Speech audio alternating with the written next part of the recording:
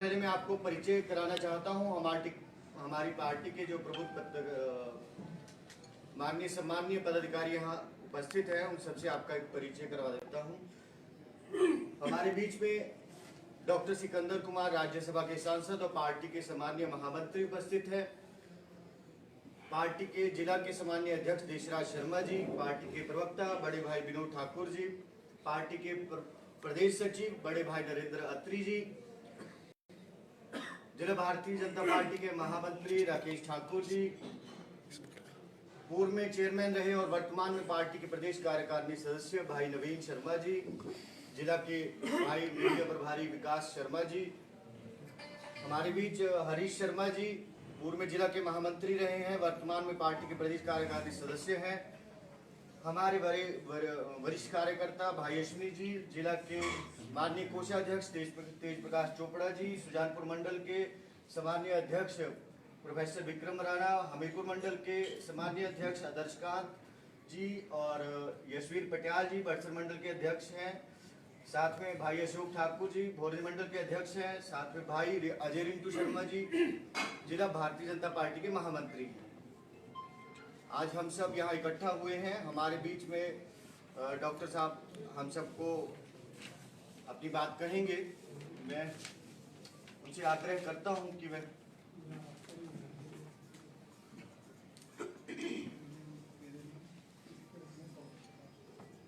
हमीरपुर के सभी मेरे वरिष्ठ मीडिया के साथियों का हार्दिक अभिनंदन, हार्दिक स्वागत। हमारे छोटे से आग्रह के ऊपर आपने बहुमूल्य समय दिया, आपका बहुत बहुत आभार और धन्यवाद। हमारे मीडिया प्रभारी ने हमारे नेताओं का परिचय आपसे कराया। उन सब के साथ मैं जहां आपका अभिनंदन करता हूं, वहीं हिमाचल प्रदेश में जो बिगड़ती कानून व्यवस्था है, उसकी तरफ आपके माध्यम से प्रदेश का ध्यान आकर्षित करना चाहिए। 15-16 महीने की यह सरकार, और ये सरकार पूरी तरह से चरमराई कानून व्यवस्था के साथ जुड़ी हुई दिखाई दे। चंबा में एक दलित युवा की नृशंस हत्या होती है, उसके टुकड़े कर दिए जाते हैं, उसको नाले में फेंक दिया जाता है, और हमारे मुख्यमंत्री की दरियादिली के आज लगभग 8-9 महीने बीत जाने के बाद भी उनके गांव में जाने का समय नहीं। ये जो हत्याओं का क्रम है, ये चंबा से शुरू होता है और सिरमौर तक लगातार चलता है। बंदूक की नोक पर फिरौती करना आज ये आम बात हो गई। किस तरह से बद्दी के अंदर डबल मर्डर होता है, दो भाइयों को बंदूक की नोक पर पुलिस थाने के पास से उठाकर लिया जाता है और 2 किलोमीटर दूर के ऊपर उनका मर्डर। बहुत लंबी सूची है, 450 से ज्यादा मामले 302 के दर्ज हुए। महिलाओं के ऊपर अत्याचार और ये मामलों में बड़ी मात्रा में बढ़ोतरी।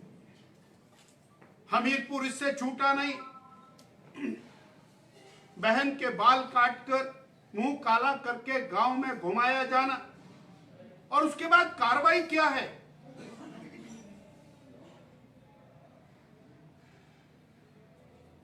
आज वो स्थिति पिछले कल जो निंदनीय स्थिति हुई है, शिमला के रिज पर एक सरकारी होटल के अंदर कांग्रेस के लोग योजना पूर्वक घुसते हैं, दीवारों को फांद करके चढ़ते हैं, और रवि ठाकुर जो 3 बार के विधायक हैं, उनके ऊपर सोचा समझा हमला करते हैं। अगर सिक्योरिटी ना होती तो शायद वो किस हालात में होते ये कहना कठिन है। और उससे 10 मिनट पहले माने मुख्यमंत्री जी वहीं रिच पर होते हैं, उन्हीं के कार्यक्रम से निकलते हैं ये लोग। मेरा आरोप है सरकार द्वारा प्रायोजित लॉलेसनेस ये क्रिएट की जा रही है।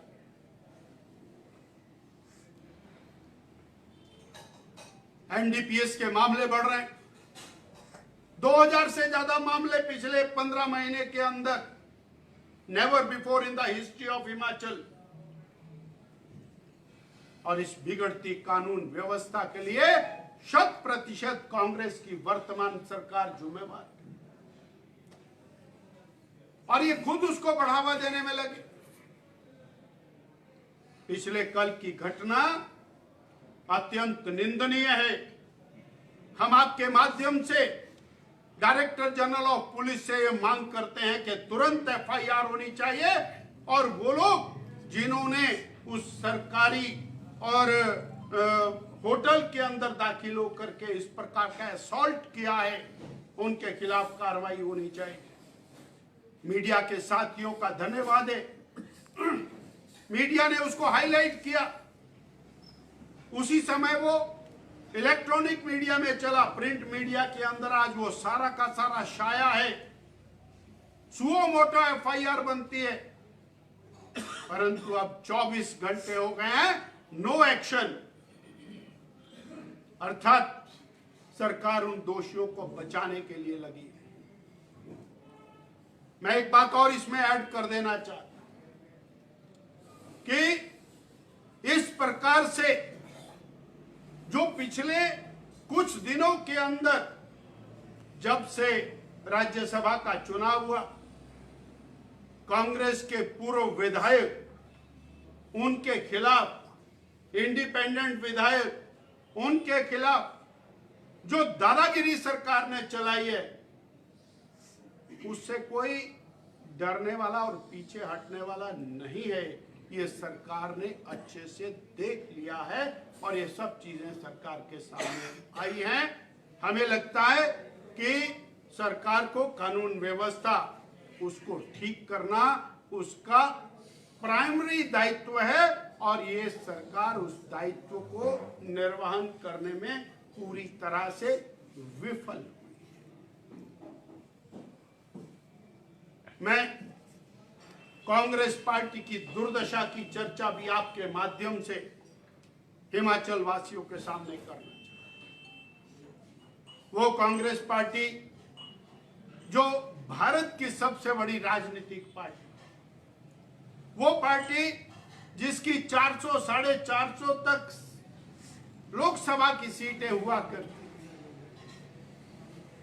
वो 400 से 40 पर सिमट गई। वो सिमटती उत्तर प्रदेश से, बिहार से, बंगाल से, सब तरफ से साफ हो गई, परंतु उससे कोई सीख नहीं ली। और श्री नरेंद्र भाई मोदी के नेतृत्व में भारतीय जनता पार्टी के विकास कार्यों के साथ सहमत होते हुए गरीब कल्याण, किसान कल्याण, युवा विकास और राष्ट्रोत्थान, इन विषयों के साथ जुड़ते हुए देश में लगातार बड़े बड़े लोग भारतीय जनता पार्टी में शामिल हैं। हमारे सामने एग्जाम्पल है, पिछले कल बेअंत सिंह जी के ग्रैंडसन और माननीय सांसद रवनीत सिंह बिट्टू जी, उनका भारतीय जनता पार्टी में शामिल होना, ये कांग्रेस के लिए अलार्मिंग सिचुएशन है। इसी तरह नवीन जिंदल, कांग्रेस के पूर्व सांसद, बड़े नेता, उनका भारतीय जनता पार्टी में शामिल होना ये बहुत अलार्मिंग। इतना ही नहीं है, इंडी गठबंधन के हेमंत सोरेन की भाभी सीता सोरेन, उनका, और अपनी पार्टी को छोड़कर, इंडी गठबंधन को छोड़कर भारतीय जनता पार्टी में शामिल होना, नौसेना के पूर्व प्रमुख राकेश कुमार भदौरिया, उनका शामिल होना, और ये these are mere small examples. पूरे देश के अंदर एक और लहर चली है जिसमें कांग्रेस खाली हो रही है, और उसी कड़ी में हिमाचल प्रदेश के अंदर भी 6 माननीय विधायक कांग्रेस पार्टी छोड़कर भारतीय जनता पार्टी में शामिल हुए हैं। कांग्रेस को अपनी कार्यशैली का चिंतन करना, ये इस बात का द्योतक है कि कांग्रेस पार्टी के पास ना नेता है, ना नीति है, ना समाज का काम करने की नीयत है, जिसके कारण कांग्रेस पार्टी से नेता छटक रहे हैं। साथियों, मैं एक और विषय आपके माध्यम से, सामयिक विषय वो साझा करना चाहता हूं। जहां भारतीय जनता पार्टी ने लोकसभा की 4 सीटें उनके उम्मीदवार डिक्लेयर किए, और हम एक बार फिर 4 की 4 सीटें 2019 की तर्ज पर जीतेंगे, ये विश्वास आपके माध्यम से और हिमाचल की जनता से हमको ठाकुर जी वो 5वीं बार हमीरपुर संसदीय क्षेत्र से रिकॉर्ड मार दिया। जनता का मन स्पष्ट रूप से दिखाई, जहां श्री नरेंद्र भाई मोदी की कार्यशैली के प्रति जनता आश्वस्त है, उनको देश का 3री बार प्रधानमंत्री बनाना चाहती है, वहीं अनुराग ठाकुर जी को 5वीं बार हमीरपुर संसदीय क्षेत्र की जनता वो अपना आशीर्वाद प्रदान करेगी, ऐसा हमारा विश्वास है। मैंने थोड़े ही समय में बदलता हुआ हमीरपुर पार्लियामेंट देखा। वो पार्लियामेंट जहां पर all India institute of medical sciences खुलता है, रिकॉर्ड समय के अंदर कंप्लीट होता है। इतने समय के अंदर देश का कोई भी all India institute of medical sciences तैयार नहीं हुआ। हाइड्रो इंजीनियरिंग कॉलेज तैयार होता है, मेडिकल कॉलेज हमीरपुर तैयार होता है। और मैं पिछले कल नालागढ़ से निकला था, और मात्र 2 घंटा 20 मिनट के अंदर मैं बड़े मजे से और नालागढ़ से हमीरपुर पहुंचा। ये बदलता हुआ हमीरपुर विधानसभा पार्लियामेंट है, या बदलता हुआ हिमाचल, जहां कीरतपुर से लेकर के कितनी सारी टनल बना करके हम मनाली तक जा रहे हैं। लगता ही नहीं कि हम हिमाचल के अंदर हैं। और इसके पीछे नरेंद्र भाई मोदी जी का और हिमाचल के प्रति प्यार और अनुराग ठाकुर जी का एक विशिष्ट लगाव और विशिष्ट प्रयास, जिसके कारण ये संभव। मैं ध्यान में कराना चाहता हूं आपके कि रेल के मामले में हिमाचल बहुत पीछे रहा, परंतु स्थितियां बदली, और ये बदलते समय में Bhanupari, Bilaspur, Bairi, Nangal dam, Talwara, Chandigarh Baddi rail line, इसके लिए इस बार के बजट प्रावधान में 2500 करोड़ रुपए का प्रावधान।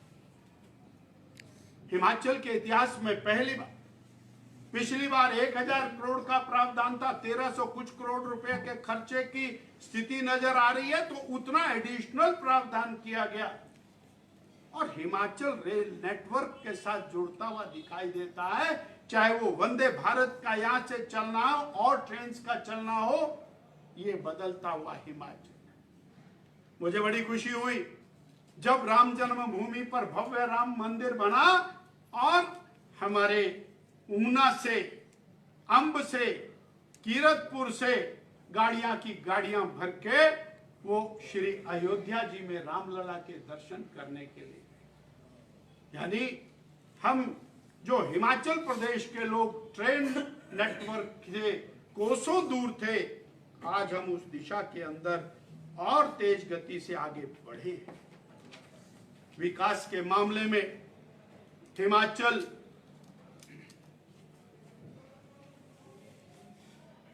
इंफ्रास्ट्रक्चर की दृष्टि से मोदी जी के नेतृत्व में आगे 1 लाख करोड़ रुपया अगले इस समय के अंदर केवल सड़कों के नेटवर्क पर खर्च होने का।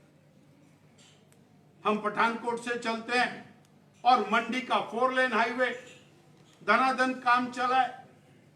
हम कांगड़ा से चलते हैं और शिमला का 4 लेन नेशनल हाईवे धनाधन काम चला है। कालका शिमला 4 लेन नेशनल हाईवे और शिमला से ढली का 4 लेन नेशनल हाईवे धनाधन काम चला है। बद्दी नालागढ़ का 4 लेन नेशनल हाईवे उस पर काम चला है। कितने सारे हाईवेज हैं और आपके हमीरपुर को चीरता हुआ मंडी का हाईवे उस पर भी काम चला है। हिमाचल प्रदेश की दूरियां कम, हिमाचल प्रदेश के डिस्टेंसेस कम। जहां अटल टनल रोहतांग ने इसकी शुरुआत की, आज लगातार टनल्स बन रही हैं। यानी हिमाचल वो माननीय मोदी जी के और प्रेम स्नेह सहयोग से और भारतीय जनता पार्टी के नेतृत्व में, वो हमारे पूर्व मुख्यमंत्री श्री जयराम ठाकुर जी के प्रयासों से, आदरणीय श्री जगत प्रकाश नड्डा जी जो माननीय राष्ट्रीय अध्यक्ष हैं उनके प्रयासों से, और अनुराग ठाकुर जी माननीय प्रेम कुमार धूमल जी के प्रयासों से हम एक नए विकास की और लो वो हिमाचल प्रदेश में देख रहे हैं। मैंने ये बात आपके साथ तीसरा विषय साझा किया है।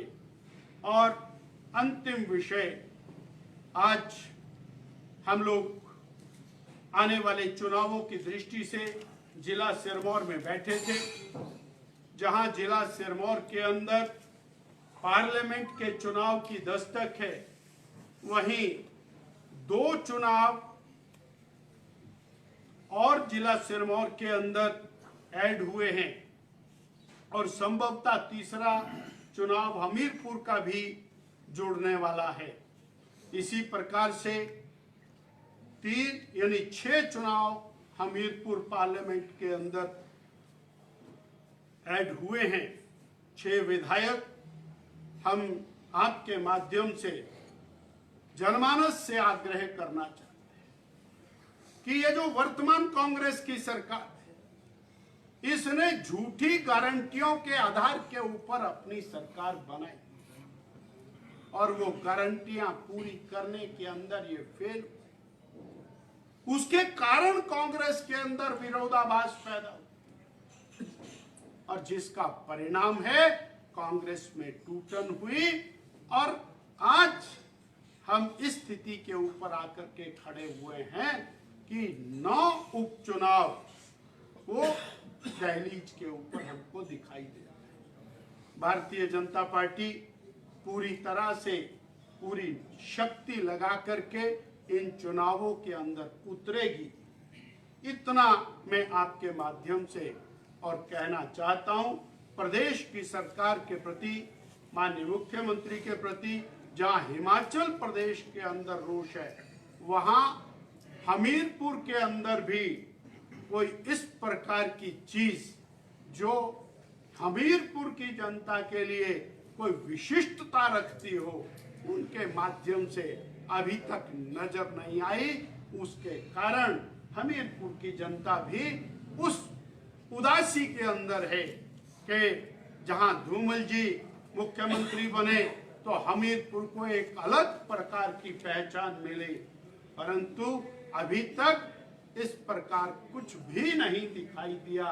ये निराशा वो हमीरपुर के अंदर जनता में दिखाई देती है और वो परिणाम के अंदर भी बदलेगी, ऐसा हमारा मानना है। डॉक्टर साहब, बहुत धन्यवाद। डॉक्टर साहब, एक प्रश्न है कि प्रदेश में कांग्रेस सरकार कहती है कि जी हमने व्यवस्था परिवर्तन की वो बात कहती है। आज जिला हमीरपुर में व्यवस्था परिवर्तन देखने को मिला। राजनीति का 6 विधायक, 6 विधानसभा क्षेत्र जहां विद्रोह और बगावत की बातें आज हो रही हैं, किस तरह से डैमेज कंट्रोल करेंगे डॉक्टर बिंदल? भारतीय जनता पार्टी कार्यकर्ता आधारित पार्टी है, अनुशासित पार्टी है। डैमेज कंट्रोल तो कांग्रेस को करना है, जो 43 से 34 पर आकर खड़े हो। वो अगर डैमेज कंट्रोल नहीं करेंगे तो 34 से कहां जाएंगे, उनको देखना है।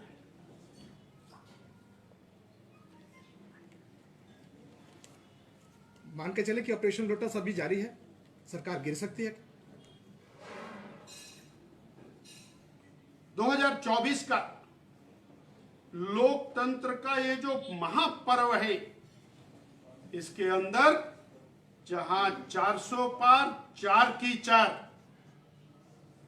इसके साथ 9 का आंकड़ा, लकी आंकड़ा, ये सारा अभी आगे बढ़ने दो, बाकी फिर देखा। डॉक्टर साहब, भाजपा बहुत बड़ी पार्टी है, तो पूरे देश में नंबर 1 पार्टी है, लेकिन भाजपा के पास नेता भी अच्छे हैं। क्या जरूरत पड़ी भाजपा को दूसरे दलों से उसको प्रत्याशी लेने पड़ जाए?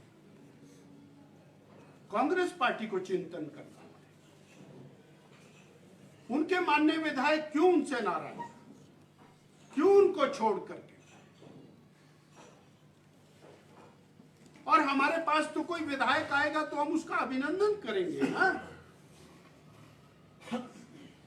और फिर विधानसभा का चुनाव तो 2027 के अंदर, अगर 2027 से पहले और विधायक भारतीय जनता पार्टी का समर्थन कर रहे हैं, अर्थात प्रदेश की सरकार पूर्णता फेल हुई है, निकम्मी सरकार है, जिसने हिमाचल प्रदेश की जनता को दुख दिया है। जनप्रतिनिधि इसीलिए दुखी है कि जनता दुखी है। लेकिन सर, उनके आने से तो आप बीजेपी में ज्यादा विरोध हो रहा है, वो लोग कहाँ जाएंगे? मैंने कहा डैमेज कंट्रोल कांग्रेस को करना है, विरोध तो आपकी पार्टी में कर रहा है। मैं कह रहा हूं कि डैमेज कंट्रोल कांग्रेस को करना है। इसके जो मायने हैं सर, जो बनकर डिसअपॉइंटमेंट हो रहे हैं, उनको कैसे कवर करेंगे? आज मेरा कार्यकर्ता ये मान करके चलता है कि राज्यसभा की सीट जो पूरी तरह से कांग्रेस की थी, वो लोकतांत्रिक तरीके से भारतीय जनता पार्टी के हाथ में आई है, तो बीजेपी आगे बढ़ रही है। ये भारतीय जनता पार्टी का कार्यकर्ता आज उस मुहाने के ऊपर बैठा है, जब तीसरी बार देश का प्रधानमंत्री आदरणीय मोदी जी को बनाना है, उस दिशा के अंदर हमारा कार्यकर्ता काम करे। ठीक है sir. Bindal Sahab, you just preached about women empowerment. What do you say on the Brij Bhushan issue that led the country in a trouble for a long time? जिसमें रेसलर्स आरोप लगा रहे थे आपके माननीय विमेन एम्पावरमेंट की बात मैं करता हूं। हमने कंगना जी को कैंडिडेट बनाया, कांग्रेस की प्रवक्ता ने, sir you are diverting from the question, Congress की प्रवक्ता ने क्या किया, और हमारी मंडी जो छोटी काशी के नाम से जानी जाती, जहां सैकड़ों मंदिर हैं, जो वेद व्यास की धरा है, उस मंडी की मंडी लगा दी कांग्रेस ने, और पूरी कांग्रेस उसके समर्थन में उतर गई। इससे बड़ी निंदा क्या हो सकती है? और बहन के चरित्र के ऊपर उंगली उठा करके ये दोहरी मानसिकता की बात आप जो कर रहे हैं, मैं फिर अपने क्वेश्चन पे वापस आ रहा हूँ। ब्रिज भूषण वाले मामले मैं कह रहा हूं, विमेन एम्पावरमेंट में 40 साल कांग्रेस ने 33% आरक्षण का बिल क्यों लटका करके रखा? नरेंद्र भाई मोदी ने 33% आरक्षण विधानसभा में दिया, लोकसभा में दिया। हमारा सवाल है कि विमेंस के साथ जाति करने का काम किया कांग्रेस पार्टी ने किया। सर, एक सेकंड। 9 विधानसभा क्षेत्रों में नए उम्मीदवार आ रहे हैं, घोषित भी हो गए हैं 6 में। वहां पर जो पार्टी का स्ट्रक्चर था पहले से 9 के 9 उम्मीदवार के साथ साथ सिटिंग एमएलए, ये स्थिति extraordinary. Suppose the case Rajendra Rana, वो सिटिंग है। इसी तरह से 9 के 9 सिटिंग एमएलए है। अगर वो चुनाव में नहीं जाते तब भी तो वो एमएलए थे। इसलिए मेरा कार्यकर्ता, मैं उसको हाथ जोड़ के विनती भी कर रहा हूं और वो मेरी विनती प्रार्थना हमारी पार्टी की मान भी रहा है कि वर्तमान स्थितियों के अंदर उसे स्वीकार कर। 3 का क्या तकनीकी अभी पेज है जो निर्दलीय थे? उन्होंने अपना रेजिग्नेशन स्पीकर साहब को दिया है और किसी भी व्यक्ति का मौलिक अधिकार है, वो किसी पद पर नहीं रहना चाहता तो वहां से रिजाइन करे, तो रेजिग्नेशन उनका एक्सेप्ट होना चाहिए, ऐसी हमारी प्रार्थना है। सर, निसंदेह आपने कहा कि पार्टी आपकी आगे बढ़ रही है, लेकिन जो हमारे मित्र पत्रकार मित्र हैं ये बार बार जैसे सवाल कर रहे हैं और मैं उसी को ऐड ऑन करूंगा कि जैसे हमीरपुर की मैं बात करूं, यहाँ पे 3 विधानसभा क्षेत्र हैं जहाँ पे चुनाव प्रस्तावित है, तो ये जो विरोध के स्वर उठ रहे हैं तो उसको लेकर सब बात सवाल कर रहे हैं कि उससे पार्टी कैसे पार पाएगी, उस विरोध को कैसे शांत करेगी। ये आपके अनेक प्रकार के प्रश्न पहले भी आए हैं। भारतीय जनता पार्टी ने हर चीज को पार किया है। भारतीय जनता पार्टी का कार्यकर्ता एक विशिष्ट निष्ठा को लेके चला है और हम जो पार्टी के जिम्मेवार कार्यकर्ता हैं वो आग्रह पूर्वक उनसे विनती करते हैं और आपके माध्यम से भी विनती करते हैं कि वो सब लोग और साथ देंगे, ऐसा हमारा विश्वास। Jindal sir, would you like to comment on electoral bonds? Sir बात हो गई। डॉक्टर साहब, हाँ जी। अगर विपक्ष में रहते हुए इतना फोकस किया जा रहा है, हम बिल्कुल जिला में बैठे हैं, सत्ता में रहते हुए फोकस कर लिया होता तो बागी की जरूरत पड़ती है। कुछ चीजें सीखने की होती हैं। Good suggestion for action. कल तक आप जिनकी बुराइयां कर रहे थे इलेक्शंस में, लास्ट इलेक्शंस में, अब आपने उन्हीं को टिकट दे दिया तो लोग किस पे ट्रस्ट करेंगे?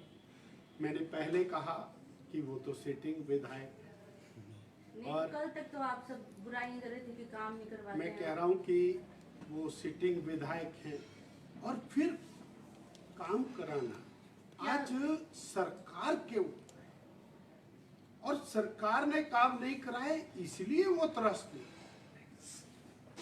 इसलिए तो वो भारतीय जनता पार्टी में आके काम करवाएंगे। भारतीय जनता पार्टी सरकार बनाएगी तो काम कराएगी। डॉक्टर साहब, मैं आपसे पूछना चाहता हूँ, बीजेपी 2014 से कांग्रेस मुक्त भारत का सपना देख रही है और इसके लिए काम भी कर रही है, लेकिन अब बीजेपी अपनी विचारधारा रखने भटक गई है। बीजेपी का ऐसा लगता है कि बीजेपी कांग्रेस मुक्त भारत नहीं, कांग्रेस युक्त बीजेपी बनने जा रही है। मेरा आपको बहुत धन्यवाद, आपने सवाल किया। विचारधारा भारतीय जनता, एक मिनट भाई साहब, मैं उत्तर दे रहा हूँ, मैं उत्तर दे भारतीय अभी उत्तर आ जाएगा भाई साहब, उत्तर आ जाएगा। एक मिनट दीजिए। जनसंघ बनी, डॉक्टर श्यामा प्रसाद मुखर्जी ने धारा 370 हटाने के लिए अपना जीवन होम किया। हम सारी जिंदगी धारा 370 और 35A के लिए लड़ते रहे। 2 संविधान 2 विधान हम नहीं मानेंगे और वो हमने किया, ये हमारी विचारधारा। हमने कहा श्री राम जन्म स्थान पर भव्य राम मंदिर बनना चाहिए। 500 साल से देश संघर्ष कर रहा है। हमारा विचार, हमारी सोच, हमारी चिंतन, हमारा सांस्कृतिक धारा वो वहां से बहती है। सब प्रकार के विरोधों के बाद आज वहां भव्य राम मंदिर बना, ये हमारी विचारधारा। हमारी विचारधारा है कि हमारे लोगों ने जिन्होंने राष्ट्र कल्याण का काम किया उनको महत्ता मिलनी चाहिए। आपने स्वतंत्र वीर सावरकर को 3rd ग्रेड सिटीजन बना के रखकर दो बार आजीवन उन्होंने काला पानी काटा। आप उनको देशद्रोही बोलते रहे कांग्रेस के लोग। नेताजी सुभाष चंद्र बोस जिनका देश की आजादी के लिए कंट्रीब्यूशन था, आपने उनको थर्ड कैटेगरी के अंदर डाल के रखा। आज देश की मुख्य स्थान के ऊपर उनकी स्थापना की। सरदार वल्लभ भाई पटेल, केवल एक परिवार को आगे बढ़ाने के लिए आपने पटेल साहब को पीछे किया। आज दुनिया की सबसे बड़ी मूर्ति उनकी लगा करके आज उनको स्मरण किया। गुरु गोविंद सिंह जी महाराज, जिनके चारों पुत्रों का बलिदान उन्होंने धर्म की रक्षा के लिए किया, उनके पुत्रों के नाम पर बाल दिवस का नाम रख करके पूरे दुनिया के अंदर प्रसारित किया। ये हमारी विचारधारा है। नेहरू जी का बाल दिवस नहीं है, एक परिवार की बपौती नहीं है। इसलिए भारतीय जनता पार्टी अपनी विचारधारा पर थी। राष्ट्रीय चिंतन, राष्ट्रीय सोच, उसी पर काम करेगी और उसके ऊपर कोई कॉम्प्रोमाइज नहीं है। हमारे पास कोई भी आएगा, वो हमारे विचार, हमारी चिंतन, हमारी पंचनिष्ठाएं, उसके साथ काम करेगी। दीनदयाल उपाध्याय का एकात्म मानववाद, वो उसके लिए मैंडेटरी होगा। सर किस विचारधारा की बात करती है बीजेपी? एक प्रश्न है, किस मुझे विचारधारा लगता है की बात? काफी हो गया, बहुत धन्यवाद। किस आपको बहुत देर सुना है, आपको हमें सुनना पड़ेगा सर, किस लेना पड़ेगा। सर बोलिए, आप बताइए किस विचारधारा की बात करती है बीजेपी? इसके ऊपर इलेक्ट्रल बॉन्ड के ऊपर आपका क्या स्टैंड है और पार्टी का क्या स्टैंड है? श्री अमित शाह जी 100% विषय को पूरा स्पष्ट किया है। भारतीय जनता पार्टी मात्र पहली एक ऐसी पार्टी है जिसने कहा कि जो भी ट्रांजैक्शन होगी वो पूरी तरह बैंक ट्रांजैक्शन होनी चाहिए। 70 साल तक अंडर द टेबल ट्रांजैक्शंस होती रही और ये जो बॉन्ड की ट्रांजैक्शन है, यही मात्र भारतीय जनता पार्टी ने शुरू की। सुप्रीम कोर्ट का आदेश सिर माथे पर, उसमें कोई किसी प्रकार का डिफरेंस नहीं, परंतु शुचिता उसमें लाने का एक बहुत बड़ा प्रयास भारतीय जनता पार्टी। क्या प्रदेश मिड टर्म पोल की तरफ बढ़ रहा है? क्या भाजपा विधायकों के सामूहिक इस्तीफे और होंगे? मुझे लगता है कि ये शायद कहीं सोशल मीडिया की चर्चा है।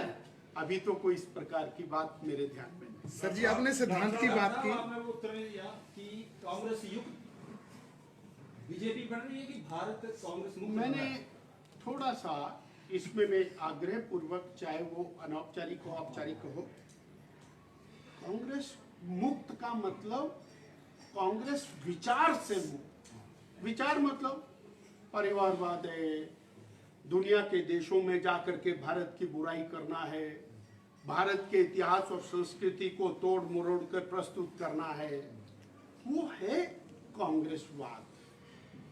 उस वाद से मुक्त करना, और उस दिशा में मेरा देश आगे बढ़ रहा है। जो कांग्रेस के लोग देशद्रोह के आरोप भाजपा के नेताओं पर लगाते थे, आज भी कांग्रेस के विधायकों को लेकर आप फिर जनता के बीच जा रहे थे। जनता कैसे आपको कभी कभी मन शुद्धि होती है।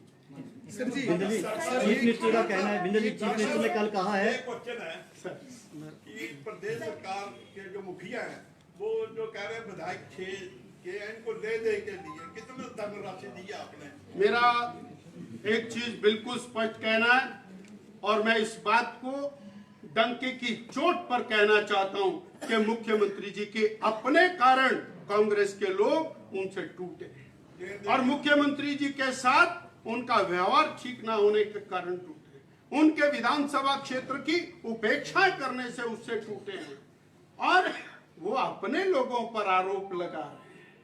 मुख्यमंत्री this is unfair, totally unfair, और उनके खिलाफ मानहानि का दावा करने वाले हैं वो लोग। मुख्यमंत्री जी कह रहे हैं कि भाजपा के विधायक भी हमारे संपर्क में हैं, हमारे से बात अच्छा है, करो। अभी तो नहीं कुछ हो पाया, आगे करेंगे। सर जी, एक सिद्धांत बात की आपने बात करी, मैं शांता कुमार जी को बीच में रखूंगा कि चाल चरित्र और चेहरे का सिद्धांत अटल बिहारी वाजपेयी ने भाजपा को दिया था। ये सारी बातें सामने, आपने सिद्धांत ही बदल दिया। शांता कुमार जी कहते हैं कि मैं चुप रहूंगा या फिर रो पड़ूंगा, इसके मायने क्या है? शांता कुमार जी ने कहा कि श्री अनुराग ठाकुर जी इतने बेहतरीन सांसद हैं, उनकी कार्यशैली इतनी अच्छी है कि उनका अनअपोज सांसद बनाना चाहिए। ये तो कहा ही नहीं। उन्होंने कहा, मैं कह रहा हूं कि हम वन वे कोड नहीं कर सकते। बहुत धन्यवाद। एक छोटी बेटी का प्रश्न ले लेता हूं। हमीरपुर से ना बीजेपी के एक नेता का ऑडियो वायरल हो रहा है कि बागियों को टिकट देने के लिए जो है पूर्व मुख्यमंत्री और राष्ट्रीय अध्यक्ष जेपी नड्डा जी ने पैसे खाए हैं, तो इसके बारे में आपका क्या कहना है? आज सोशल मीडिया में कौन सी चीज कैसे बनती है, इसलिए जब तक उसका कोई जांच ना हो, आजकल आर्टिफिशियल इंटेलिजेंस जिसको कहते हैं, मेरी आवाज भी बदल करके लगा देगी लोग, इसलिए सर मेरा दूसरा क्वेश्चन है कि हो गया बेटे। सबसे पहले मैं हमीरपुर के सभी प्रबुद्ध पत्रकार बंधु भगिनियों का यहाँ पे स्वागत करता हूँ। और सबसे पहले मैं आपको परिचय कराना चाहता हूँ हमारी पार्टी के जो प्रबुद्ध माननीय सम्माननीय पदाधिकारी यहाँ उपस्थित हैं, उन सबसे आपका एक परिचय करवा देता हूँ। हमारे बीच में डॉक्टर सिकंदर कुमार राज्यसभा के सांसद और पार्टी के सम्माननीय महामंत्री उपस्थित है। पार्टी के जिला के सम्माननीय अध्यक्ष देशराज शर्मा जी, पार्टी के प्रवक्ता बड़े भाई विनोद ठाकुर जी, पार्टी के प्रदेश सचिव बड़े भाई नरेंद्र अत्री जी, जिला भारतीय जनता पार्टी के महामंत्री राकेश ठाकुर जी, पूर्व में चेयरमैन रहे और वर्तमान में पार्टी के प्रदेश कार्यकारिणी सदस्य भाई नवीन शर्मा जी, जिला के भाई मीडिया प्रभारी विकास शर्मा जी, हमारे बीच हरीश शर्मा जी, पूर्व में जिला के महामंत्री रहे हैं, वर्तमान में पार्टी के प्रदेश कार्यकारिणी सदस्य हैं। हमारे बड़े वरिष्ठ कार्यकर्ता भाई अश्विनी जी, जिला के माननीय कोषाध्यक्ष तेज प्रकाश चोपड़ा जी, सुजानपुर मंडल के सम्माननीय अध्यक्ष प्रोफेसर विक्रम राणा, हमीरपुर मंडल के सम्माननीय अध्यक्ष आदर्शकांत जी और यशवीर पटियाल जी बड़सर मंडल के अध्यक्ष हैं। साथ में भाई अशोक ठाकुर जी भोरंज मंडल के अध्यक्ष हैं। साथ में भाई अजय रिंटू शर्मा जी जिला भारतीय जनता पार्टी के महामंत्री हैं। आज हम सब यहाँ इकट्ठा हुए हैं। हमारे बीच में डॉक्टर साहब हम सबको अपनी बात कहेंगे। मैं उनसे आग्रह करता हूँ कि मैं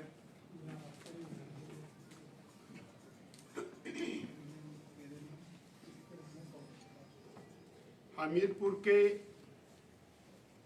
सभी मेरे वरिष्ठ मीडिया के साथियों का हार्दिक अभिनंदन, हार्दिक स्वागत। हमारे छोटे से आग्रह के ऊपर आपने बहुमूल्य समय दिया, आपका बहुत बहुत आभार और धन्यवाद। हमारे मीडिया प्रभारी ने हमारे नेताओं का परिचय आपसे कराया। उन सब के साथ मैं जहां आपका अभिनंदन करता हूं, वहीं